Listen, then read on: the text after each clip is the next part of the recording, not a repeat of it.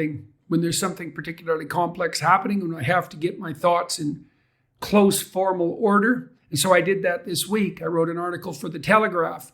I'm going to read it here. It's called, "I'm Pro-Muslim, but Anti-Thug."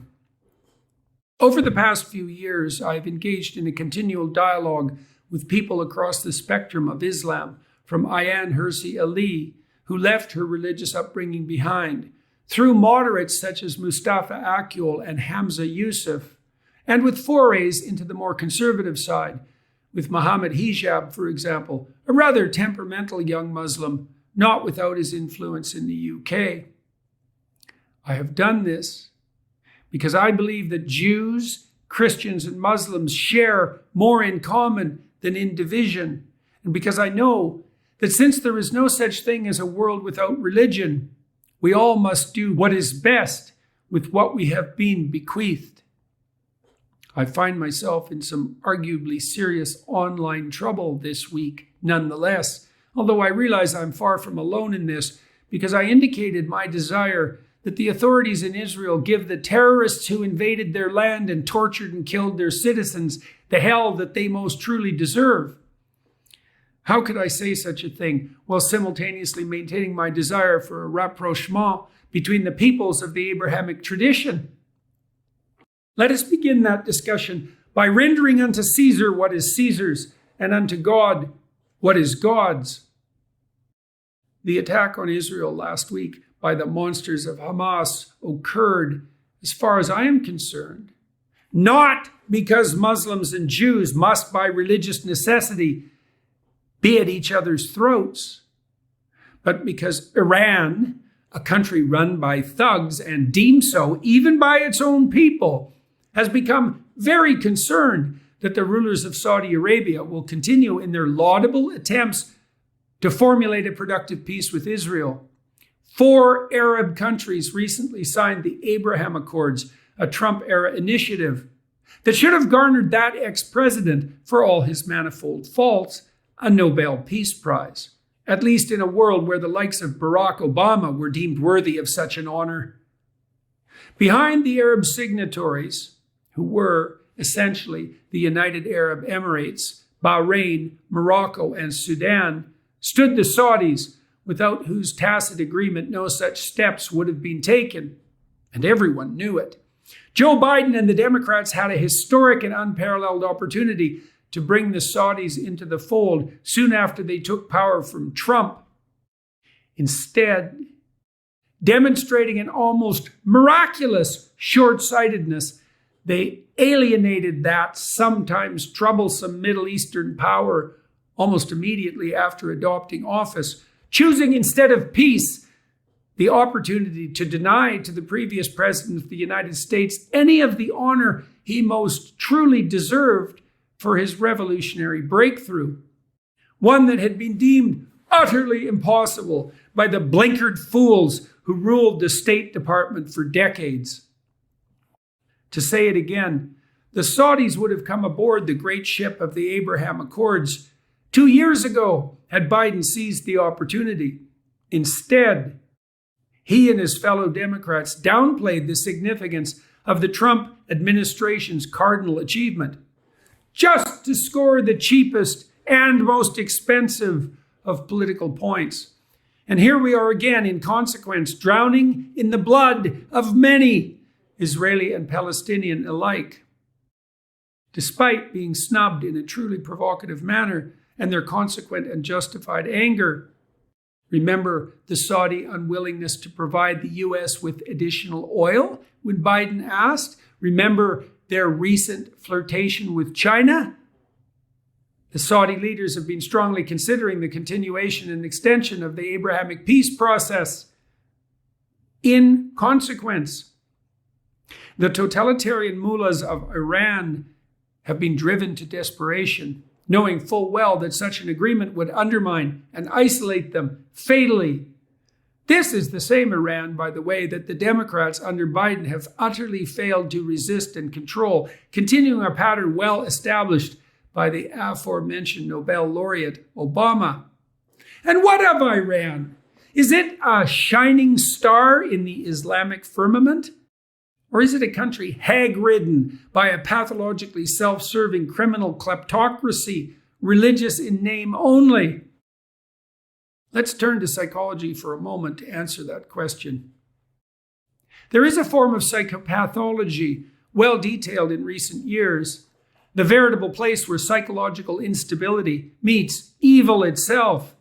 The personality features that are part and parcel of that danger to integrated psyche and state alike first acquired the nomenclature of dark triad, a combination of Machiavellianism, instrumental manipulativeness and deceit, narcissism, inflated false self-esteem and desire for unearned attention and status, and psychopathy, a malignant mixture of criminal propensity, callousness, and parasitism. The dark triad traits were identified and measured by intellectual descendants of the Canadian Dr. Robert Hare, who spent his life assessing and endeavoring to understand the worst of the habitual criminals, responsible not only for the most barbaric and cruel of misdemeanors, but also for the vast majority of criminal acts. The famous Pareto principle of unequal distribution of talent and acquisition applies to the underworld as well. Just as 1% of the world's inhabitants hold something approximating 70% of the wealth, so 1% of the criminals commit 70% of the crimes. But all that's not bad enough, bad as it is. More recent investigators of the structure of the darkest of temperamental propensities found it necessary to add an extra dimension to the measurement matrix. Sadism, positive delight in the suffering of others. The more unnecessary and gratuitous, the better. So now we have the dark tetrad. Dark tetrad types fit well into what is known as cluster B of the personality disorders, which also includes such delights as antisocial personality disorder, borderline personality disorder, the female equivalent of the criminal tendency, histrionic personality disorder, also mostly female, and narcissistic personality disorder. Those who manifest cluster B symptomatology or sins have, in addition to their other psychologically and socially dangerous tendencies, the proclivity to claim positive virtue or outright victim status while pursuing their utterly self-serving, grandiose, and destructive claims. The cluster B types lie, cheat, steal, gossip, reputation savage, brag, claim credit where none is due, and distribute blame to everyone but themselves, all the while pursuing nothing but their own immediate, immature, hedonistic self-gratification, all the while trumpeting their moral virtue and or brandishing their identity as unfairly oppressed innocents. When they organize, and this happens from time to time, they threaten the integrity of the entire society within which they operate, hoping to light everything aflame and dance orgiastically in the ruins. This happened after the French Revolution. It happened in Soviet Russia. It happened in Nazi Germany. It's happening now in the West with the rise of the woke. It's something markedly facilitated by the power, accessibility, and irresponsibility of social media, which allows for cluster B misbehavior to propagate with none of the usual real-world consequences. And we haven't plunged far enough into the abyss yet. Think for a moment. Use your imagination for evil, if you dare. If you were hell-bent on doing nothing but maximizing your own resentful, narrowly self-serving, juvenile pleasure, hoping as well to do maximal harm along the way to anyone skilled and conscientious enough to have deserved a just reward, in what guise would you cloak yourself? If you were the least bit treacherously wise, you would adopt a religious cover. How better to camouflage yourself than in the robes of all that is traditional, just, merciful, and ethical? That is less effective in the West post-death of God in consequence of the collapse of religious authority. So here, the dark tetrad types portray themselves as the very avatars of compassion. We're for the downtrodden, because we can then in good conscience punish the deservedly successful. We're for diversity, because an ethical unity stands against our depredations. We're for inclusivity, because our fetishes and kinks demand their full expression, and to hell with everyone else. We're for equity, because merit is our sworn enemy. Ask yourself this, too. How else are you to explain the staggeringly incomprehensible spectacle of, for example, Queers for Palestine? Perhaps the most egregious example of the union of the desire by progressives to tear down everything in the West that is worthy, even at the cost of formulating an alliance that would in an instant be suicidal if it ever made itself manifest.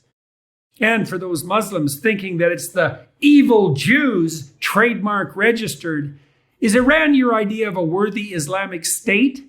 The very Iran whose citizens, Muslims all, have been on the brink of revolution against their psychopathic masters for more than a year and dreaming about it for much longer than that. The very Iran whose hypothetically religious leaders have to oppress their own women because that's the only way they can control those uppity sufficiently to have a go at them. The Iran who has in recent weeks decided to rattle the chains of their Hamas dogs, stating in the background, explicitly or implicitly, unleash the cruelest of your minions, send them to Israel to do their worst. The Jews will respond as they must. Turn the opinion of the Arab world against the Hebrews before we lose our grip. And if that means that the Palestinians unite everyone reasonable in the world against them at their great cost, so be it. And has that not happened? Muslims, ask yourself this. Who in the West has allied themselves with the hypothetical cause of the oppressed Palestinians in the days since the Hamas invasion? University students, demented by the same idiot left radical professors who have destroyed academia. The former president of Harvard University itself, Lawrence Summers, said as much last week. Who else? Marxists, whose hatred for Islam exceeds anything that the most committed, parochial, fundamentalist Christian or Jew might muster. Remind me, once more, what is it that's the opiate of the masses, Muslims? What is regarded as the essential and absolute enemy of the communist utopia? Nothing but the very religious practice you share with your Abrahamic brothers. Who else? Bringing up the rear.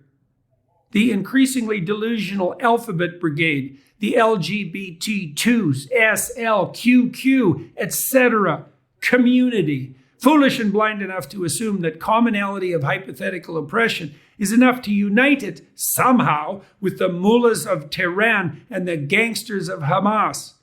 Dark tetrad types all, who would have their blue and pink heads on a pike in the street in a moment if they were only granted the opportunity. Useful idiots. This is useful idiocy on a scale undreamed of by the most extreme of Leninists and Maoists alike. And what of Israel as an oppressor state?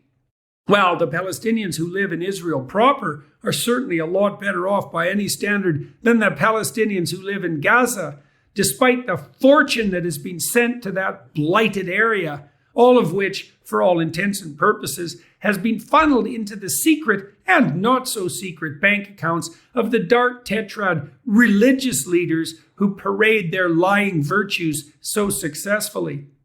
It was CBC News itself that announced in 2003 that Yasser Arafat had squirreled away $1 billion in his hidden portfolios.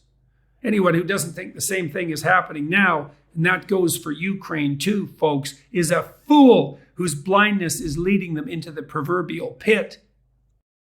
Tell me this, honestly, angry Muslims, desirous of genuinely practicing your faith. Do you really think you have anything in common with those who have aligned themselves with you in the West in the past week? Are those the brave and forthright comrades in arms whose support lends credence to the eternal and endlessly manipulable Muslim against Jew story? And tell me again how that alliance is better for your faith and your people than recognition of your Abrahamic commonality with the Christians and present-day descendants of the ancient Hebrews. And tell me, too, how the decentralized structure of your religion, admirable in so many regards, protects it against capture under situations of duress by the bloody psychopaths who make of faith nothing but a front for criminal evil. I'm not saying we're any better in the West. Our susceptibility to the blandishments of the postmodern Marxist dark tetrad mob is a weakness of equivalent danger. But it's your people taking central stage right now, and your people who have to make a wise decision. Or else, and it's a big or else. The Saudis and the other signees of the Abraham Accords have a stark choice in front of them, as do the distributed and various people of the Islamic world. They and you can allow the thugs, particularly those in Iran and Palestine, to triumph in their propagandistic efforts to prop up their own dismal, miserable, and tyrannical states. They and you can, in consequence, scuttle the new peace treaty signed with Israel, forego all the obvious benefits for the Muslim world offered by that agreement, and to acquiesce to continued rule by the cruelest of hypocrites, misusing faith in the worst possible of ways. What is the famed second commandment of Moses? Do not use God's name in vain. What does that mean? It does not mean do not swear, or if it does, that is its most trivial warning. It means much more fundamentally, do not attribute to yourself the virtue of the divine when acting on your own behalf, let alone when acting in the thrall of the forces of darkness themselves. This sentiment is reinforced at least 3 times by Christ himself in the Gospels. First, when he says, and when thou prayest, thou shalt not be as the hypocrites are, for they love to pray, standing in the synagogues and in the corners of the streets, that they may be seen of men. Second, pointing to the moral hazard in doing good works other than privately. But when thou doest alms, let not thy left hand know what thy right hand doeth. And third, when he says, not everyone that saith unto me, Lord, Lord, shall enter into the kingdom of heaven, but he that doeth the will of my Father, which is in heaven. Once again, the mere claim that it is religious conviction that motivates personal action is no proof whatsoever that such is the case. It is very difficult to aim upward in alliance with the spirit that wishes everything well and in keeping with the truth. It is a path rife with moral hazard, and the public display of virtue, including the adoption of high church or mosque or synagogue position, is not any guarantee that the God claimed to be present is in fact there. Quite the contrary, all too often. The Saudis and you in the Muslim world more generally could instead remove the beam from your eyes, as we should equally in the West. See what is so starkly manifesting itself in the world. Turn away from the terrible, tempting path of righteous destruction. Continue the work already begun in uniting the people of the book, and thereby bring a productive, generous, wise, and lasting peace to this benighted, but still not yet doomed, and even potentially wonderful green and blue orb. We need a transcendental axis to revolve around, to move us beyond a blinkered materialism, to protect us against a foolish populism, and to lift up our eyes to the eternal heaven beckoning above us. In the West, we have that. For all the faults of the followers of the creeds, and even with the creeds themselves as currently understood in the form of Islam, Christianity, and Judaism. We need our Abrahamic faith, lest the hedonistic pagans and worse prevail, and we need to stand united behind it. And that is why I'm pro-Muslim, but anti-thug. And if you are a true follower of Allah, that is the decision that is incumbent upon you in equal measure. And that goes as well for the Christians and the Jews.